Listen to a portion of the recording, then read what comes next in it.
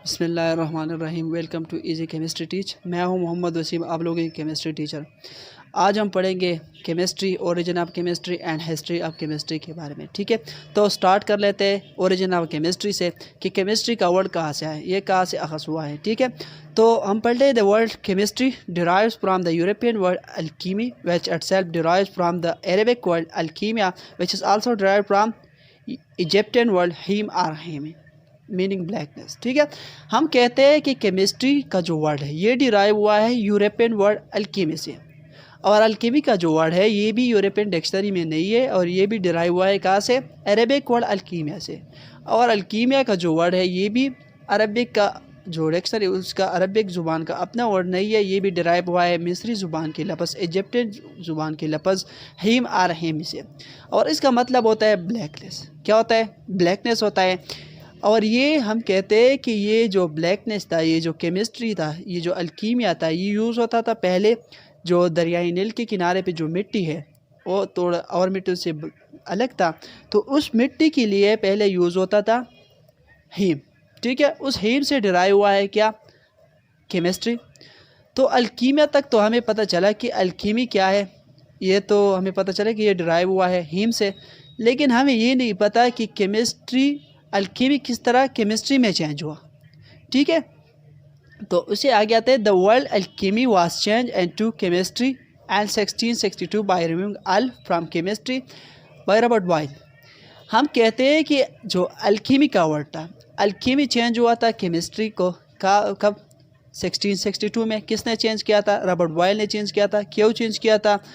इसने इसलिए चेंज किया था कि जब प्रैक्टिकली केमिस्ट्री स्टार्ट हुआ, केमिस्ट्री में एक्सपेरिमेंट स्टार्ट हुआ। पहले एक्सपेरिमेंट इतना नहीं थे, 1600 से पहले। 1600 के बाद केमिस्ट्री में एक्सपेरिमेंट ज़्यादा हुए, तो इस ज़्यादा एक्सपेरिमेंट की वजह से अल्कीमी का नाम चेंज हुआ किस चीज़ में, केमिस्ट्री में, और ये किया था रॉबर्ट बॉयल ने। ठीक है, तो ये था ओरिजिन ऑफ केमिस्ट्री के बारे में कि केमिस्ट्री का वर्ड कहाँ से आया है। ठीक है, ये तो आपको समझ आ गया होगा कि केमिस्ट्री का वर्ड डिराइव हुआ है यूरोपियन वर्ड से अल्कीमी, अल्कीमी डिराइव हुआ है अरेबिक वर्ड अल्कीमिया से, और अरेबिक वर्ड अल्कीमिया डिराइव हुआ है इजिप्टियन वर्ड हीम और हेमी से, और इसका मतलब क्या था, ब्लैकनेस। ये जो ब्लैक साइल था उसके लिए यूज़ होता था।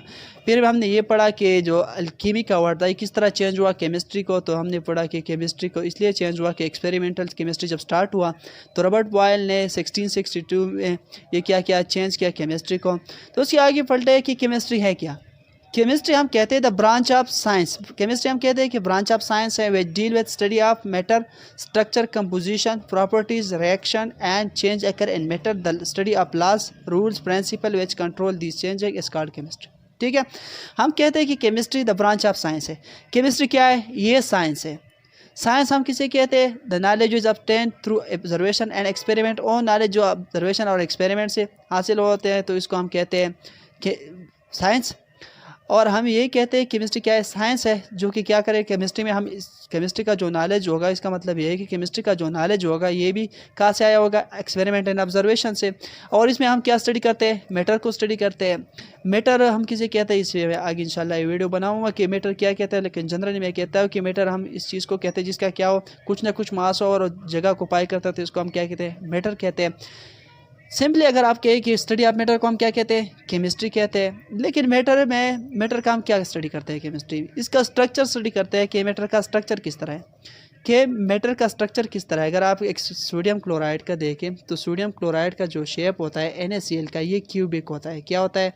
क्यूबिक होता है। वाटर का अगर आप देखें तो ये होता है बैंड शेप। ठीक है, तो हर स्पीशीज़ का, हर सब्सटेंस का, हर मॉलिक्यूल का, हर कंपाउंड का एक अलग अलग स्ट्रक्चर होता है। ये हम स्टडी करते हैं केमिस्ट्री में। इसके बाद हम स्टडी करते हैं कंपोजिशन ऑफ मैटर। मैटर को आगे हम डिवाइड करेंगे pure and non pure substance में। उसके बाद ये जो होता है इसका कंपोजिशन भी पढ़ेंगे कि कंपोजिशन क्या होता है, कि ये किस चीज़ से मिलकर बने, मैटर किस चीज़ से मिलकर बने, इसको हम कहते हैं कंपोजिशन। अगर आप वाटर का देखें तो ये दो चीज़ों से बने, हाइड्रोजन एलिमेंट और ऑक्सीजन एलिमेंट से। तो ये हमने इसका कंपोजिशन भी स्टडी करना होता है केमिस्ट्री में। इसके बाद हम स्टडी करते हैं प्रॉपर्टीज़ ऑफ मैटर। मैटर का हम प्रॉपर्टीज स्टडी करेंगे कि मैटर का प्रॉपर्टीज़ किस तरह होता है। मैटर की हम 3 टाइप ऑफ प्रॉपर्टी स्टडी करते हैं। इसके physical property chemical property and atomic property. Physical property हम कहते हैं उस प्रॉपर्टी को जो कि फिजिकल स्टेट के साथ रिलेटेड होते हैं, और ये हम बल्क में स्टडी करते हैं। लेकिन जस्ट लाइक ये स्मेल हो गया, इसका कलर हो गया, इसका ये मेल्टिंग पॉइंट, बॉइलिंग पॉइंट, इसको हम कहते हैं फिजिकल प्रॉपर्टी। इसके बाद आते हैं केमिकल प्रॉपर्टी, हम स्टडी करते हैं केमिकल प्रॉपर्टी। हम उस प्रॉपर्टीज़ को कहते हैं जो कि ज़्यादातर केमिकल रिएक्शन होता है और ये रिलेटेड होता है केमिकल कंपोजिशन के साथ। अगर जिस एक चीज़ का केमिकल कंपोजिशन अलग है तो इसका केमिकल प्रॉपर्टीज़ भी क्या होगा, अलग होगा कि ये दूसरे मैटर के साथ किस तरह रिएक्ट। इसके बाद हम पढ़ते हैं रिएक्शन आप कि मैटर किस तरह रिएक्शन करता है। कि मैटर अगर हम दूसरे मैटर के साथ कंबाइन करते हैं, दूसरे मैटर के करीब लाते हैं तो ये किस तरह उसके साथ रिएक्ट करते हैं। फॉर एग्जांपल इसका मतलब ये हुआ, अगर आप दो इंसान मिलते हैं तो क्या करते हैं, एक दूसरे को सलाम करते हैं, या अगर अंग्रेज़ मिलते हैं तो हाय हेलो बोलते हैं, अगर हिंदू बोलते हैं तो हिंदू मिलते हैं तो कुछ और बोलते हैं। इस तरह मैटर का भी क्या होता है, एक दूसरे के साथ मिलने का एक अलग तरीका होता है। तो इस चीज़ को हम कहते हैं मैटर का रिएक्शन। अगर हम इंसानों का कहते हैं तो इंसानी का रिएक्शन क्या होता है, अगर इंसान किसी और इंसान से मिलता है तो इसका भी कोई कुछ ना कुछ रिएक्ट होता है। इस तरह मैटर के भी क्या होता है, रिएक्शन होता है। And change occur in matter, और मैटर में चेंज आता है। मैटर में क्या पढ़ेंगे, चेंज अकर इन मैटर, कि मैटर में किस तरह चेंज आता है। अगर फॉर एग्जांपल आप वाटर को हीट देते हो तो वाटर में क्या होता है, फिजिकल स्टेट में चेंज आता है। अगर आप 100 डिग्री सी देते हो तो ये वाटर से क्या होता है, वाटर की जो लिक्विड स्टेट इससे वेपर स्टेट में कन्वर्ट होता है। अगर आप उससे ज़्यादा करते हो 372 देते हो तो ये गैसियस स्टेट में कन्वर्ट होता है। और इसके बाद अगर आप और भी देते हो 2000 डिग्री सेंटीग्रेड पे, ये क्या होता है, इसका बॉन्ड टूट जाता है और ये हाइड्रोजन और ऑक्सीजन में चेंज होता है। तो इस तरह मैटर में क्या आता है, चेंज आता है। और इस चेंज को हम क्या करते हैं, केमिस्ट्री में स्टडी करते हैं। और इसके बाद हम स्टडी करते हैं study of laws, rules, principle which control this change है। इसके लिए ये जो चेंज है इसको कंट्रोल करने के लिए हम कुछ लॉज, रूल्स और प्रिंसिपल पढ़ेंगे जो कि क्या करते हैं, इस चेंज को, मैटर में जो चेंज आता है इसको कंट्रोल करते हैं। तो इस चीज़ को हम कहते हैं केमिस्ट्री। ठीक है, केमिस्ट्री समझ में आ गया कि केमिस्ट्री एक साइंस है। ठीक है, उसके बाद इसमें हम मैटर स्टडी करते हैं, मैटर का स्ट्रक्चर, कंपोजिशन, प्रॉपर्टीज, रिएक्शन और चेंज अकर इन मैटर, ये सारे स्टडी करते हैं। और इस चेंज को कंट्रोल करने के लिए हम कुछ लॉज, प्रिंसिपल और ये रूल्स पढ़ेंगे। ठीक है, तो ये था केमिस्ट्री के बारे में कि केमिस्ट्री क्या है। उसके आगे पलटे हिस्ट्री ऑफ केमिस्ट्री, कि केमिस्ट्री का तारीख़ है, केमिस्ट्री हिस्ट्री क्या है। तो आप लोगों इस बात से अंदाज़ा लगा सकते हो कि जो फायर है क्या है, आग। आग जब कंट्रोल में आया है, जब आग कंट्रोल में आया है तो आज से तकरीबन 9 लाख साल पहले वो आग कंट्रोल में आई है। और आग किस तरह बनता है, आग एक केमिकल रिएक्शन से होता है, एक केमिकल रिएक्शन से बनता है। अगर कोई मैटर ऑक्सीजन के साथ, ऑर्गेनिक मैटर या कंबस्टिबल मैटर किस चीज़ के साथ, ऑक्सीजन के साथ रिएक्शन करते हैं तो इसके रिजल्ट में आग प्रोड्यूस होता है। आग ये क्या है, एक केमिकल रिएक्शन है। और ये जब कंट्रोल में आया तो इसका 9 लाख साल हुए। तो आप इस बात से अंदाज़ा लगा सकते हो कि केमिस्ट्री का हिस्ट्री कितना लंबा और चौड़ा होगा। ठीक है, तो इसको आसानी के लिए हमने डिवाइड किया है 5 पीरियड में। कितने पीरियड में, 5 पीरियड को में हमने केमिस्ट्री का हिस्ट्री डिवाइड किया है। तो पहला जो पीरियड है ये होता है आर्ट एंड क्राफ्ट एरा। क्या कहते हैं इसको, आर्ट एंड क्राफ्ट एरा कहते हैं, जो कि 600 BC से पहले का जो दौर था। 600 BC से पहले का जो दौर था इसको हम आर्ट एंड क्राफ्ट पीरियड कहते हैं। उसके बाद होता है ग्रीक पीरियड, जो कि 600 BC से स्टार्ट होता है 300 BC तक। और इसके बाद जो आता है मुस्लिम पीरियड आता है या अल्केमिस्ट पीरियड आता है, ये 300 BC से 1650 AD तक होता है। उसके बाद आता है प्लोजेस्टन पीरियड, जो कि 1659 AD से 1790 AD तक होता है। और उसके बाद आता है मॉडर्न पीरियड, जो कि 1709 से आज तक जो ज़िंदगी, इसको मॉडर्न पीरियड कहते हैं। ठीक है, तो पहले स्टार्ट करते हैं art and craft era. Art and craft era को प्रैक्टिकल एरा भी कहते हैं। और ये कहाँ तक है, 600 BC तक है। इसको हम प्रैक्टिकल एरा इसलिए कहते हैं कि जो लोग थे उस टाइम के, ये केमिस्ट्री को तो अपनी ज़िंदगी में इस्तेमाल करते थे, लेकिन उसको ये नहीं मालूम था कि ये केमिस्ट्री है कुछ और है, लेकिन वो अपनी ज़िंदगी में केमिस्ट्री इस्तेमाल करते थे। तो इस पीरियड को हम कहते हैं practical era of chemistry. For example ये लोग क्या करते थे, पोट्री, ये बर्तन बनाते थे मिट्टी से या कुछ मेटल से, तो इसको हम कहते हैं पोट्री। बेकिंग, ये बेकिंग सोडा वगैरह यूज़ करते थे फॉर ब्रेड, रोटी बनाने और बेकरी वगैरह इसके बनाने के लिए बेकिंग यूज़ करते थे। डाइस, मेकिंग डाइस, कलर बनाते थे फॉर ये क्लॉथ वगैरह एंड हेयर डाइस बनाते थे फॉर बालों के लिए।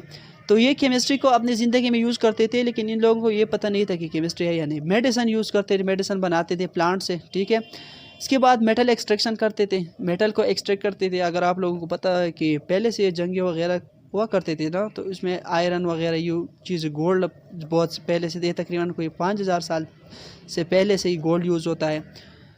तो ये मेटलर्जी भी क्या है, बहुत पुरानी चीज़ है, मेटल को एक्सट्रैक्ट करना, पाम एट्स ओ इसमें करते थे, ये यूज़ करते थे। अल्कोहल फर्मेंटेशन, अल्कोहल बनाते थे फर्मेंटेशन से, आग इस्तेमाल करते थे। तो ये सारे क्या है, ये लोग केमिस्ट्री को अपनी ज़िंदगी में इस्तेमाल करते थे, इस वजह से हम इसको कहते हैं प्रैक्टिकल एरा। ठीक है, उसके बाद आता है ग्रीक पीरियड। कौन सा पीरियड आता है? ग्रीक पीरियड, जो कि स्टार्ट होता है 300 BC से 600 BC से 300 BC तक। ठीक है, इस पीरियड में जो अहम साइंटिस्ट है, जो इम्पोर्टेंट साइंटिस्ट है, वो 4 साइंटिस्ट हैं। इसमें पहला नाम जो है जो एपेम्डिकुलिस का है, उसके बाद है डेमोक्रेटस, उसके बाद प्लेटो, अरिस्टोटल है। ठीक है, तो पहले जो एपेम्डिकुलिस था उसका केमिस्ट्री में थोड़ा सा कंट्रीब्यूशन पलटे।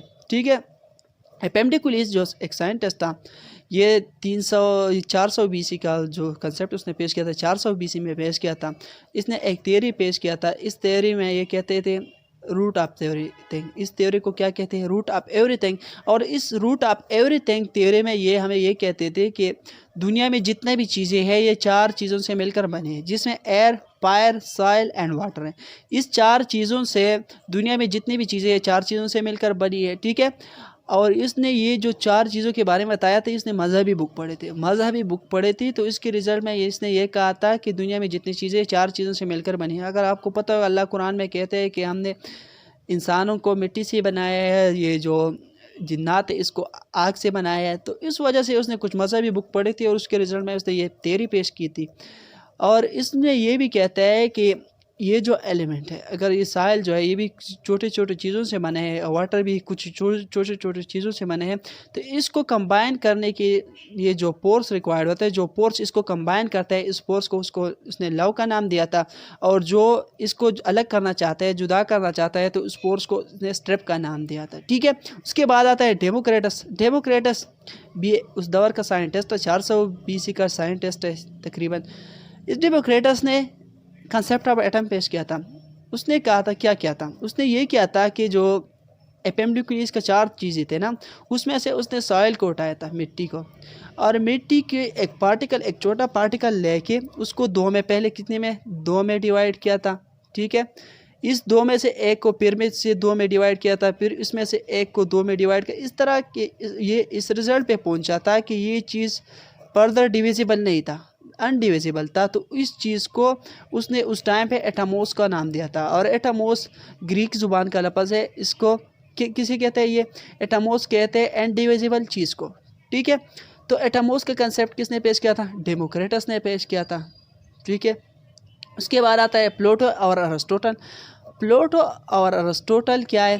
प्लेटो और अरिस्टोटल ने ये किया था कि जो इसने पाइप एलिमेंट थ्योरी पेश किया था। कौन सा? Pipe element theory. और ये लोग कहते हैं कि जो रूट ऑफ एवरीथिंग थ्योरी है, ये भी प्लेटो और अरिस्टोटल ने पेश किया था, लेकिन ये इस तरह नहीं था। एपेम्डिकुलिस ने थ्योरी पेश किया था 400 BC में। उसके बाद ये तकरीबन 50 BC में प्लेटो और अरिस्टोटल गुजर रहे हैं ना।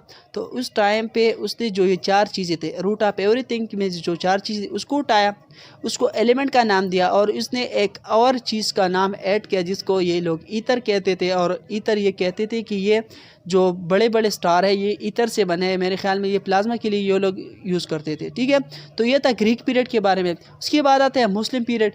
मुस्लिम पीरियड पे मैं इंशाल्लाह एक अलग वीडियो भी बनाऊंगा, ये हम डिटेल से पढ़ेंगे, क्योंकि हम मुसलमान हैं, तो मुस्लिम पीरियड का हम डिटेल से पढ़ेंगे, और ये और जो ये शार्ट पढ़ेंगे इंशाल्लाह। तो जो मुस्लिम पीरियड है इसको अल्केमिस्ट पीरियड भी कहते हैं। ठीक है, जो कि स्टार्ट होता है 300 BC से 1650 AD तक।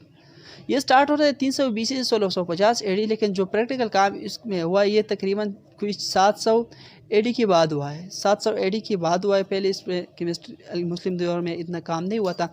इस मुस्लिम पीरियड का जो साइंटिस्ट है उसके कुछ गोल्स है, उस गोल्स को हासिल करने के लिए ये लोग केमिस्ट्री में क्या करते थे, काम करते थे। पहला इसका जो गोल था कि हम किस तरह अपनी ज़िंदगी बढ़ाएंगे। दूसरा गोल था कि किस तरह बेस मेटल को गोल्ड में चेंज करेंगे। थर्ड जो था कि मजहबी जो अकायद है, ये किस चीज़ में, मजहबी अकायद को किस तरह हम साइंस से प्रूव करेंगे। ठीक है, तो ये मुस्लिम पीरियड के गोल्स थे। और इस मुस्लिम पीरियड में बहुत से साइंटिस्ट गुजरे हैं, इंशाल्लाह मैं ये डिटेल से पढ़ाऊँगा। लेकिन जो इम्पोर्टेंट साइंटिस्ट है ये जाबिर इब्न हयान, मोहम्मद अल ज़करिया राजी और अल-किंदी वगैरह, ये क्या थे मुस्लिम पीरियड में, अबू अली सीना और भी कुछ साइंटिस्ट गुजरे हैं। लेकिन जाबिर इब्न हयान को फादर ऑफ केमिस्ट्री कहते हैं, जिसने क्या किया था, इक्वारिगा बनाया था, मुख्तलिफ लैब टूल्स बनाए थे। आगे इंशाल्लाह हम पढ़ेंगे, ठीक है। इस जो मोहम्मद अल ज़करिया इब्न राजी जो है, उसने क्या किया था, कंपाउंड को, सब्सटेंस को दो में डिवाइड किया था। अल-किंदी ने परफ्यूम के कुछ अक़साम हमें बताए थे, परफ्यूम केमिस्ट इसको कहते हैं, और इसने परफ्यूम के बहुत से अपने बुक में बहुत से किस्में भी जिक्र किए। तो ये मुस्लिम पीरियड था। मुस्लिम पीरियड के बाद आता है प्लोजेस्टन पीरियड। प्लोजेस्टन पीरियड को प्लोजेस्टन पीरियड क्यों कहते हैं, पहले ये समझते हैं। जो ये प्लोजेस्टन पीरियड स्टार्ट होता है 1659 से 1790 एडी तक। प्लोजेस्टन पीरियड को प्लोजेस्टन पीरियड इसलिए कहते हैं कि उस टाइम पे एक कंसेप्ट था प्लोजेस्टन का। प्लोजेस्टन क्या था? प्लोजेस्टन एक कंसेप्ट ये था कि जो कम्बस्टेबल चीज़ें हैं, जो चीज़ जलते हैं उससे एक सब्सटेंस रिलीज़ को होता है, जिसका हम क्या कहते हैं, फ्लोजेस्टन। हमें पता है कि लकड़ी क्या होता है, जलते हैं, या कोयला वगैरह ये क्या जलते हैं ना, पेट्रोल भी जलते हैं। तो ये लोग उस टाइम पे ये समझते थे कि इस चीज़ों से जो जलने वाली चीज़ है, इससे एक चीज़ रिलीज़ होता है जो क्या है, फ्लोजेस्टन है। अगर किसी चीज़ में फ्लोजेस्टन ज़्यादा होगी तो ज़्यादा जलेगा, अगर जिस चीज़ में फ्लोजेस्टन कम होगी तो ये कम जलेगा, और जिस चीज़ में फ्लोजेस्टन नहीं होगी तो वो नहीं जलेगा। अगर जो चीज़ नहीं जलता तो इसमें क्या नहीं है, फ्लोजेस्टन नहीं है, ठीक है। तो ये कंसेप्ट था, तो इस वजह से उस पीरियड को भी फ्लोजेस्टन का नाम दिया है। और ये जो थ्योरी था, ये बाद में एंटन लवाइजर ने क्या किया था, रिजेक्ट किया था आफ्टर डिस्कवरिंग ऑफ ऑक्सीजन। उस टाइम पे ये हुआ कि जेम्स प्रेस्ली ने क्या किया, ऑक्सीजन को डिस्कवर किया। ऑक्सीजन को जब डिस्कवर किया था, ऑक्सीजन का नाम इसलिए दिया था कि ये जो ज़्यादा स्ट्रांग एसिड है ना, स्ट्रांग मिनरल एसिड में ज़्यादातर ऑक्सीजन प्रेजेंट है। और ये समझते थे कि ऑक्सीजन क्या है, ऑक्सीजन शार्प एसिड प्रोड्यूसर है। ऑक्सी कहते हैं शार्प को, और जन कहते हैं प्रोड्यूसर। शार्प एसिड प्रोड्यूसर जो चीज़ है, इसको हम क्या, इसने ऑक्सीजन का नाम दिया था। 1774 में इसको नाम दिया था। एंटन लवाइजर इस दौर का एक इम्पॉर्टेंट साइंटिस्ट है, जिसने क्या किया था, law of conservation of mass पेश किया था। और ये इसलिए पेश किया था, इस कंसेप्ट के बेस पर उसने फ्लोजेस्टन कंसेप्ट भी रिजेक्ट किया था। उसने कुछ एक्सपेरिमेंट की, ठीक है। एक्सपेरिमेंट इस तरह की कि जो चीज़ रिएक्शन करते हैं ना, रिएक्शन से पहले और रिएक्शन के बाद उसने क्या किया, उस चीज़ों का मास को कंपेयर किया। अगर मैं एक्सपेरिमेंट करता हूँ कि मैंने इतना मास उठाया है, जो बाद आफ्टर एक्सपेरिमेंट इतना मास मुझे मिला है, तो इसको कंपेयर कर के उसने बहुत से एक्सपेरिमेंट किए। और उस एक्सपेरिमेंट के रिजल्ट में उसने ये कहा कि इस तरह कोई चीज़ नहीं है जो कि आप लोग उसको प्रोजेस्टन समझते हो, कि जो कंबस्टेबल चीज़ है उसके इससे क्या होता है, रिलीज़ होता है। इस तरह कोई चीज़ नहीं जो रिलीज़ होता है कंबस्टेबल चीज़ से, क्योंकि उसने एक्सपेरिमेंट से प्रूव किया था। तो प्लोजेस्टन का थ्योरी जो था, ये एंटन लवाइजर ने क्या किया था, रिजेक्ट किया था। और एंटन लवाइजर को फादर ऑफ मॉडर्न केमिस्ट्री भी कहते हैं, ठीक है। हम मुस्लिम क्या कहते हैं, जाबिर इब्न हयान को फादर ऑफ केमिस्ट्री समझते हैं, लेकिन ये क्या के ये जो इंग्लिश लोग हैं, ये एंटन लवाइजर को फादर ऑफ केमिस्ट्री समझते हैं, ठीक है। उसके बाद आता है मॉडर्न पीरियड, जो कि 1790 से बाद जो पीरियड है, उसको मॉडर्न पीरियड में आते हैं। मॉडर्न पीरियड में भी बहुत साइंटिस्ट गुजरे हैं, ठीक है, लेकिन कुछ का मैं नाम और कंट्रीब्यूशन आप लोगों को बताऊंगा। इसमें और भी बहुत साइंटिस्ट है, ठीक है। पहला जो मैंने नाम जिक्र किया, ये एमेडियो एवोगाड्रो का है। ये भी क्या है, इस दौर का एक साइंटिस्ट है, जिसने एवोगाड्रो नंबर का कंसेप्ट पेश किया था। लेकिन एवोगाड्रो का नाम, ये इसको जो एवोगाड्रो नंबर है अभी हम जो यूज़ करते हैं, इसको बाद में मिला था 1860 में। लेकिन इसने जो कंसेप्ट दिया था, ये 1812 में दिया था। और उसने ये कहा था कि अगर इक्वल मोल आप गैस लेते हो आप ना, उसमें equal number of particle present होगा। और आप इक्वल वॉल्यूम आप गैस लेते हो तो उसमें कितना होगा, equal number of gas particle present होगा। उसके बाद आता है फ्रेडरिक कोलर ने यूरिया बनाया था, और उसने भी एक कंसेप्ट रिजेक्ट किया था, वाइटल फोर्स थ्योरी का। पहले लोग ये समझते थे कि जो ऑर्गेनिक कंपाउंड होते हैं, ऑर्गेनिक सब्सटेंस होते हैं, ये नेचुरली प्रेजेंट है, इसके लिए एक कुदरती फोर्स की ज़रूरत है। जब ये बनते हैं उसके लिए कुदरती फोर्स की ज़रूरत होती है। इस फोर्स को लोग वाइटल फोर्स कहते थे। और वाइटल फोर्स के बगैर आप कोई चीज़ लैब में ऑर्गेनिक चीज़ नहीं बना सकती। फ्रेडरिक कोलर ने क्या किया है, उसने यूरिया बनाया लैब में, और इस कंसेप्ट को जो वाइटल फोर्स थ्योरी था, इसको रिजेक्ट किया था। उसके बाद आता है हेनरिक गीजर, जो कि उसने डिस्चार्ज ट्यूब बनाया था 1856 में। और इस डिस्चार्ज ट्यूब से हमने क्या, इलेक्ट्रॉन को भी डिस्कवर किया और प्रोटॉन को भी डिस्कवर किया।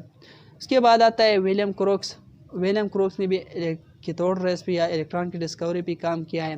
उसके बाद आता है रदरफोर्ड जो कि न्यूक्लियस अब एटम से डिस्कवर किया था। बोर आता है जो कि एटॉमिक मॉडल जिसने पेश किया था। और से बहुत से साइंटिस्ट है जिसने काम किया है, ये कोसेल हो गया, आर.एस. मलिकान हो गया, और भी बहुत साइंटिस्ट हैं जिसने क्या किया है, केमिस्ट्री में काम किया है। आज तक बहुत से साइंटिस्टों ने काम किया है। तो ये था ओरिजिन, हिस्ट्री एंड केमिस्ट्री के बारे में। तो उम्मीद रखता हूँ कि आपको समझ में आ गया होगा। इंशाल्लाह मिलते हैं नेक्स्ट वीडियो के साथ। अल्लाह हाफिज़।